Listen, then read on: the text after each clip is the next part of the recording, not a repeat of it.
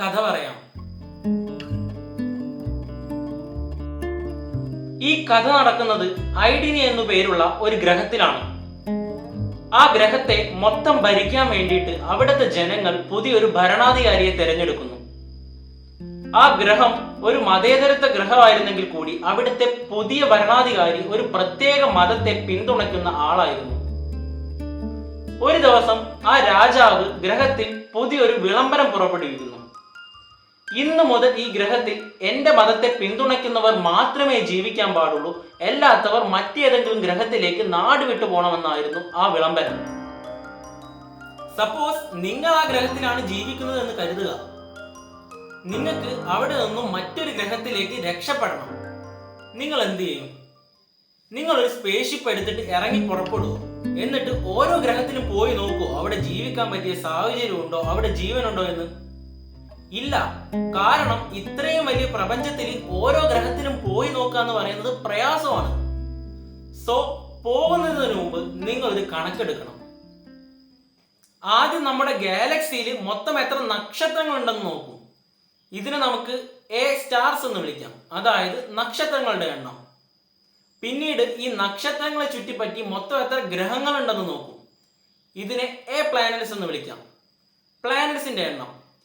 പിന്നീട് ഈ പ്ലാനറ്റ്സിൽ നമ്മുടെ ഭൂമിയെ പോലെ ജീവൻ ഉണ്ടാവാൻ സാധ്യതയുള്ള ഗ്രഹങ്ങളുടെ എണ്ണം എടുക്കാം.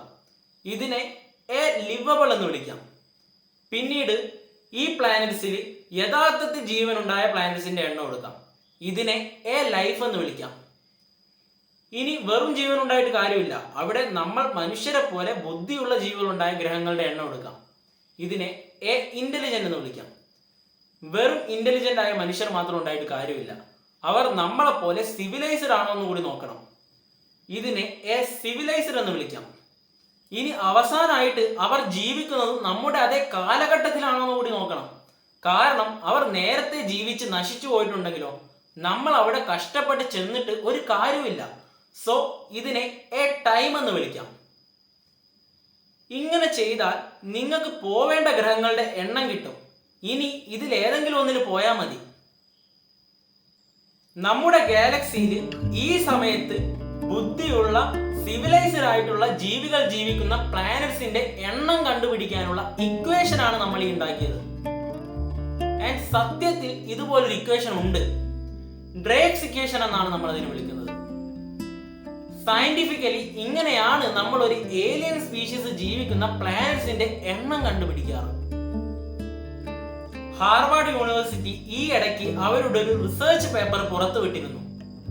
അന്യഗ്രഹ ജീവികൾ നമുക്കിടയിൽ വേഷം മാറി ജീവിക്കുന്നുണ്ടെന്നും അഗ്നിപർവ്വത മേഖലകളിലും ഭൗമാന്തര മേഖലയിലൊക്കെയാണ് ഇവർ താമസിക്കുന്നതെന്നാണ് ഈ ശാസ്ത്ര ജേണലിൽ ഇവർ പറയുന്ന കാര്യങ്ങൾ.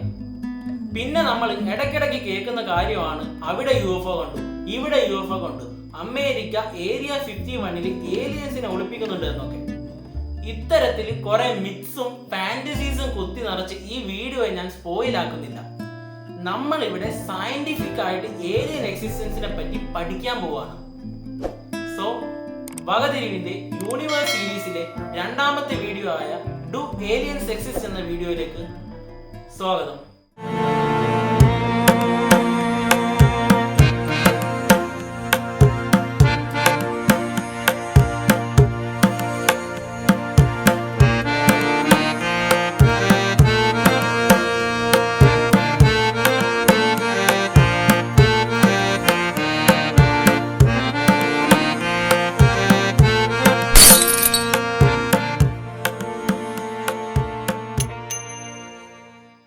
ഇനി നമുക്ക് കഥയൊക്കെ മാറ്റി വെച്ചിട്ട് റിയാലിറ്റിയിലേക്ക് വരാം.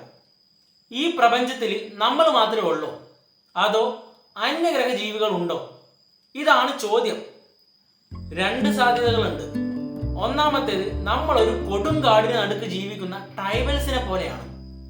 നമ്മൾ കരുതുന്നത് ഈ കാടാണ് ലോകം എന്നാണ്, ആൻഡ് ഈ ലോകത്ത് നമ്മൾ മാത്രമേ ഉള്ളൂ എന്നാണ്. പക്ഷെ ഇൻ റിയാലിറ്റി ഈ കാടിന് പുറത്തും മനുഷ്യരുണ്ടാവും. അവർ ചിലപ്പോൾ വലിയ വലിയ സിറ്റീസിലായിരിക്കും ജീവിക്കുന്നത്, പക്ഷെ അവരൊക്കെ വളരെ അകലത്തിലായതുകൊണ്ട് നമുക്കത് തിരിച്ചറിയാൻ പറ്റാത്തത് കൊണ്ടാവാം. ഇതുപോലെ ഈ പ്രപഞ്ചത്തിൽ നമ്മളെക്കാളും അഡ്വാൻസ്ഡ് ആയിട്ടുള്ള ജീവികൾ ഉണ്ടാവാം. ഇനി രണ്ടാമത്തെ കേസ്, നമ്മൾ ഒരു മരുഭൂമിക്ക് നടുക്ക് ജീവിക്കുന്ന മനുഷ്യരെ പോലെയാണ്. എന്തോ ഒരു കാരണം കൊണ്ട് ആ മരുഭൂമിയിൽ അവിടെ മാത്രമേ ജീവൻ ഉണ്ടായുള്ളൂ, ബാക്കി ഇടങ്ങളിലൊന്നും ജീവൻ ഉണ്ടായില്ല. ചിലപ്പോൾ ഇതുപോലെ ഈ പ്രപഞ്ചത്തിൽ നമ്മൾ ഒറ്റയ്ക്കായിരിക്കാം. ഇതാണ് രണ്ടാമത്തെ കേസ്. പക്ഷേ ഞാൻ വിശ്വസിക്കുന്നത് ഒന്നാമത്തെ കേസിലാണ്. കാരണം ഇത്രയും വലിയ പ്രപഞ്ചത്തിൽ തീർച്ചയായിട്ടും വേറെ എവിടെയെങ്കിലും ജീവൻ ഉണ്ടാവും. What made you believe in aliens over the course of your The life? answer is very simple. You are in earth and you are here and existing. Yeah. How you came into existence? If you answer that question, it will answer the question which you asked. Like what you came into existence, there could be so many other areas where some other creatures may be existing. പക്ഷേ ഇവിടുത്തെ real question ഇതാണ്: അന്യഗ്രഹ ജീവികൾ എങ്ങനെയായിരിക്കും ജീവിക്കുന്നത്? അവരും നമ്മളെ പോലെ വെള്ളം കുടിച്ചും ഭക്ഷണം കഴിച്ചും ആയിരിക്കുമോ കഴിയുന്നത്? അതോ അവർക്ക് മറ്റേതെങ്കിലും എനർജി സോഴ്സ് ഉണ്ടായിരിക്കുമോ? അവരിലും നമ്മളെ പോലെ ആണുങ്ങളും പെണ്ണുങ്ങളും ഉണ്ടാവോ? അതോ അവർ ആണുങ്ങൾ മാത്രമായിരിക്കുമോ? അതോ ഇനി അവർ മറ്റു വല്ല ജെൻഡറും ആയിരിക്കുമോ? ഇനി അവർ നമ്മളെ പോലെ 3D വേൾഡിലല്ലെങ്കിലോ ജീവിക്കുന്നത്? അവർ താമസിക്കുന്നത് നമ്മൾക്ക് കാണാൻ പറ്റാത്ത മറ്റേതെങ്കിലും ഡൈമെൻഷനിലാണെങ്കിലോ? അങ്ങനെയാണെങ്കിൽ ചിലപ്പോൾ അവർ നമുക്ക് ചുറ്റും ഉണ്ടാവാം. അവർ നമ്മളെ വാച്ച് ചെയ്യുന്നുണ്ടാവാം. നമുക്കത് കാണാൻ പറ്റാത്തതുകൊണ്ടായിരിക്കാം. ഇങ്ങനെയൊക്കെ ചിന്തിക്കുകയാണെങ്കിൽ അന്യഗ്രഹ ജീവികൾ ഉണ്ടോ എന്നുള്ള ചോദ്യത്തിനുള്ള ഉത്തരം കണ്ടുപിടിക്കാൻ ബുദ്ധിമുട്ടായിക്കൊണ്ടിരിക്കും. സോ നമുക്ക് ഇങ്ങനെ ഇമാജിൻ ചെയ്യാം: അന്യഗ്രഹ ജീവികളും ജീവിക്കുന്നത് നമ്മുടെ ഭൂമി പോലുള്ള ഗ്രഹങ്ങളിലാണെന്ന്. അവർക്ക് ജീവിക്കണമെങ്കിലും നമ്മുടെ ഭൂമിയിലുള്ള അതേ സാഹചര്യങ്ങൾ വേണമെന്ന്. ഇങ്ങനെ ചിന്തിക്കുകയാണെങ്കിൽ നമുക്ക് ഈ ചോദ്യത്തിനുള്ള ഉത്തരം കണ്ടുപിടിക്കാൻ പറ്റും. ആൻഡ് അതാണ് ഞാൻ തുടക്കത്തിൽ പറഞ്ഞ ഡ്രേക്സ് ഇക്വേഷൻ. ഈ ഇക്വേഷൻ വെച്ചിട്ട് നമ്മുടെ ഗാലക്സിയിൽ ഭൂമി പോലുള്ള എത്ര ഗ്രഹങ്ങളുണ്ടെന്ന് നമുക്ക് കണ്ടുപിടിക്കാൻ പറ്റും. അവിടെ ജീവൻ ഉണ്ടാവാൻ സാധ്യതയുള്ള ഗ്രഹങ്ങളുടെ എണ്ണം കണ്ടുപിടിക്കാൻ പറ്റും. പക്ഷേ കഥയിൽ പറഞ്ഞ പോലെ അങ്ങോട്ട് പോവാനോ അവിടെ ജീവിക്കാനോ ഒന്നും സാധിക്കില്ല. കാരണം ഈ ഡ്രേക്സ് ഇക്വേഷൻ സോൾവ് ചെയ്തു വരുമ്പോൾ നമുക്കൊരു കാര്യം മനസ്സിലാവും: ഈ പ്രപഞ്ചത്തിൽ നമ്മുടെ ഭൂമിയെ പോലുള്ള ഒരുപാട് ഗ്രഹങ്ങൾ ഉണ്ടെന്നും എന്നാൽ അവയൊക്കെ തമ്മിൽ ഏകദേശം 200 പ്രകാശവർഷത്തോളം ദൂരം ഉണ്ടെന്നും നമ്മൾ തിരിച്ചറിയും. അതായത് ഒരു പ്രകാശത്തിന്റെ വേഗതയിൽ സഞ്ചരിച്ചാൽ പോലും ഒരു ഗ്രഹത്തിൽ നിന്ന് മറ്റൊരു ഗ്രഹത്തിലെത്താൻ ഏകദേശം 200 വർഷം എടുക്കും. ഇനി നമ്മൾ മനുഷ്യർ നിർമ്മിച്ച ഏറ്റവും വേഗതയുള്ള സ്പേസ്ഷിപ്പിൽ പോയാൽ പോലും ഒരു ഗ്രഹത്തിൽ നിന്ന് മറ്റൊരു ഗ്രഹത്തിലെത്താൻ ലക്ഷക്കണക്കിന് വർഷങ്ങൾ എടുക്കും. അതായത് ഇന്നത്തെ ടെക്നോളജി വെച്ചിട്ട് നമ്മൾ മനുഷ്യർക്ക് അവിടേക്ക് പോകാൻ സാധിക്കില്ല. അതുകൊണ്ട് നമുക്കിനി ഇങ്ങനെ ചിന്തിക്കാം: നമുക്കല്ലേ അങ്ങോട്ട് പോകാൻ പറ്റാത്തുള്ളൂ, അന്യഗ്രഹ ജീവികൾക്ക് അത് പറ്റുമെങ്കിലോ? അവർ നമ്മളെക്കാളും അഡ്വാൻസ്ഡ് ആയിട്ടുള്ള ടെക്നോളജീസ് വികസിപ്പിച്ച ആളുകളാണെങ്കിലോ? അവരിപ്പോൾ ലൈവായിട്ട് ഒരു ടെലിസ്കോപ്പിലൂടെ നമ്മളെ നോക്കുന്നുണ്ടെങ്കിലോ? അങ്ങനെയാണെങ്കിൽ ഒരു പ്രശ്നമുണ്ട്. നമ്മുടെ ഭൂമിയിൽ നിന്നും അവരുടെ ഗ്രഹത്തിലേക്ക് പ്രകാശം എത്താൻ 200 വർഷം എടുക്കും. സോ അവരിപ്പോൾ ടെലിസ്കോപ്പിലൂടെ കാണുന്നത് 200 വർഷം മുമ്പ് നമ്മുടെ ഭൂമിയിൽ നിന്നും പുറപ്പെട്ട പ്രകാശമായിരിക്കും. അതായത് അവരിപ്പോൾ കാണുന്നത് 200 വർഷം മുമ്പത്തെ നമ്മുടെ ഭൂമിയായിരിക്കും. അവരിപ്പോൾ കണ്ടുകൊണ്ടിരിക്കുന്നത് എന്നെയോ നിങ്ങളെയോ ആയിരിക്കില്ല. അവർ കാണുന്നത് 1800 കാലഘട്ടങ്ങളിൽ ഇവിടെ ജീവിച്ച മനുഷ്യരെ ആയിരിക്കും. അവർ കാണുന്നത് ഫ്രഞ്ച് റവല്യൂഷനും ടെക്നോളജീസ് കൈവരിക്കാത്ത ഒരു ജനതയുമായിരിക്കും. അവർ കാണുന്നത് നമ്മുടെ ചരിത്രമായിരിക്കും. കേൾക്കുമ്പോൾ എന്തോ പ്രശ്നമുള്ള പോലെ തോന്നും. പക്ഷെ ഇങ്ങനെയാണ് നമ്മുടെ യൂണിവേഴ്സ് വർക്ക് ചെയ്യുന്നത്. 1977 ഓഹിയോയിലെ റേഡിയോ ടെലിസ്കോപ്പ് ഒരു സ്ട്രേഞ്ച് സിഗ്നൽ ഡിറ്റക്ട് ചെയ്തു. ഏകദേശം 72 സെക്കൻഡോളം നീണ്ടു നിന്ന ആ സിഗ്നൽ സാഗിറ്റാരിയസ് നക്ഷത്ര സമൂഹത്തിന്റെ ദിശയിൽ നിന്നാണ് വന്നത്. ആ സിഗ്നൽസ് വളരെ പവർഫുൾ ആയിരുന്നു. അന്ന് ഡ്യൂട്ടിയിലുണ്ടായിരുന്ന ജെറി റഹ്മാൻ ചുവന്ന മഷി കൊണ്ട് ആ സിഗ്നൽസിനു മേലെ വാവ് എന്ന് എഴുതി വെച്ചു. ബട്ട് അൺഫോർച്ചുനേറ്റ്ലി പിന്നീട് ഒരിക്കലും നമ്മൾ ആ വാവ് സിഗ്നൽ കേട്ടില്ല. ആ സിഗ്നൽസ് ഏലിയൻസ് ആയിരിക്കോ അയച്ചത്? അവർ നമ്മളുമായിട്ട് കോണ്ടാക്ട് ചെയ്യാൻ ശ്രമിക്കുന്നതാണെങ്കിലോ? അവർ നമ്മളെക്കാളും സ്ലോ ആയിട്ട് ചിന്തിക്കുന്നത് കൊണ്ട് ആ മെസ്സേജസ് ഭൂമിയിലെത്താൻ വൈകുന്നതാണെങ്കിലോ? ചിലപ്പോൾ അവരുടെ പ്ലാനറ്റിലെ സമയം നമ്മുടെ ഭൂമിയെ അപേക്ഷിച്ച് പതുക്കെ ആയിരിക്കാം സഞ്ചരിക്കുന്നത്. എന്തു തന്നെയാണെങ്കിലും അവരുടെ സാന്നിധ്യം ഉറപ്പിക്കാൻ പറ്റിയ ഒരു തെളിവും ഇതുവരെ കിട്ടിയിട്ടില്ല എന്നതാണ് സത്യം. ഇനി മറ്റൊരു കാര്യം നോക്കാം. നമ്മളെക്കാളും വളർച്ച പ്രാപിച്ച അന്യഗ്രഹ ജീവികൾ ഭാവിയിൽ നമ്മളെ വിസിറ്റ് ചെയ്തെന്ന് വിചാരിക്കുക. അങ്ങനെയാണെങ്കിൽ എന്ത് സംഭവിക്കും? ഇതിനുള്ള ഉത്തരം കണ്ടുപിടിക്കാൻ അത്ര പ്രയാസമൊന്നുമല്ല. ഭാവിയെ പറ്റി പ്രവചനം നടത്താൻ ഏറ്റവും എളുപ്പം ചരിത്രം പരിശോധിക്കലാണ്. ചരിത്രം പരിശോധിച്ചാൽ മനസ്സിലാവും എപ്പോഴൊക്കെ ഒരു വീക്ക് കൾച്ചറും സ്ട്രോങ് കൾച്ചറും തമ്മിൽ ഏറ്റുമുട്ടിയിട്ടുണ്ടോ അപ്പോഴൊക്കെ വീക്ക് കൾച്ചറിലുള്ള മനുഷ്യരൊക്കെ അടിച്ചമർത്തപ്പെട്ടിട്ടേ ഉള്ളൂ.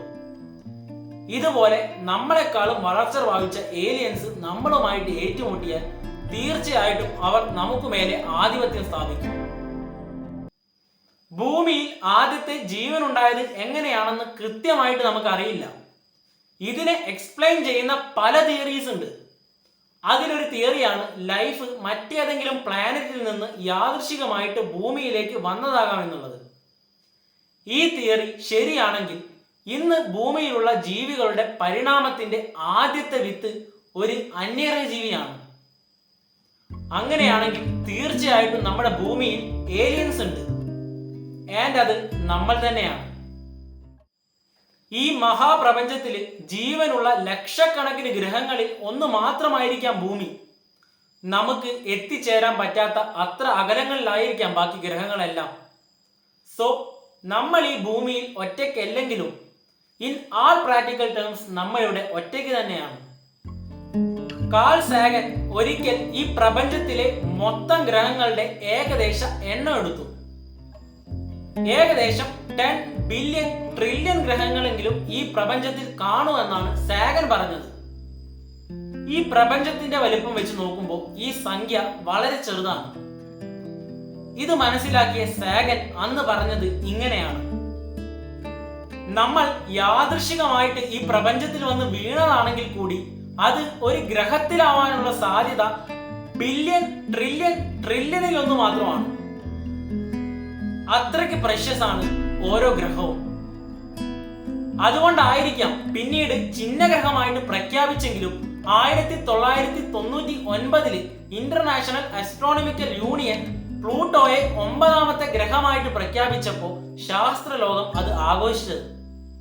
ഈ മഹാപ്രപഞ്ചത്തിൽ നമ്മുടെ ഭൂമിക്ക് അയൽവാസികൾ എന്ന് വിളിക്കാൻ ഇവരൊക്കെയേ ഉള്ളൂ. ഭാവിയിൽ എന്തെങ്കിലും അന്യഗ്രഹ ജീവികൾ ഭൂമിയിൽ കാലുകുത്തിയേക്കാം. അവർ നമ്മളെ അടിമകളാക്കിയേക്കാം. അല്ലെങ്കിൽ അടിമകളാക്കാതെ അവർ നമ്മളെ സ്നേഹത്തോടെ ചേർത്ത് നിർത്തിയേക്കാം. ഇനി ചിലപ്പോൾ കാലാകാലത്തോളം അവരും നമ്മളും എത്തിച്ചേരാൻ പറ്റാത്ത അകലങ്ങളിൽ തമ്മിൽ കാണാതെ അറിയാതെ അവരവരുടെ ജീവിതം ജീവിച്ചു തീർത്തേക്കാം. ഭാവി എന്തു തന്നെ ആയിക്കൊള്ളട്ടെ, ഇന്ന് നമുക്ക് നമ്മളെ ഉള്ളൂ. ഈ ഭൂമിയാണ് നമ്മുടെ അമ്മ. ഇവിടുത്തെ ജീവജാലങ്ങളാണ് നമ്മുടെ സഹോദരങ്ങൾ. ഈ കാര്യം എന്നും മനസ്സിലുണ്ടാവണം. ഞാൻ എന്നും വീഡിയോ അവസാനിപ്പിക്കാറുള്ളത് ഒരു കഥ പറഞ്ഞിട്ടാണ്. എന്നാൽ ഇന്ന് നമ്മൾ വീഡിയോ തുടങ്ങിയത് തന്നെ ഒരു കഥ പറഞ്ഞിട്ടാണ്. ഇനി ആ കഥയുടെ ക്ലൈമാക്സ് നോക്കാം.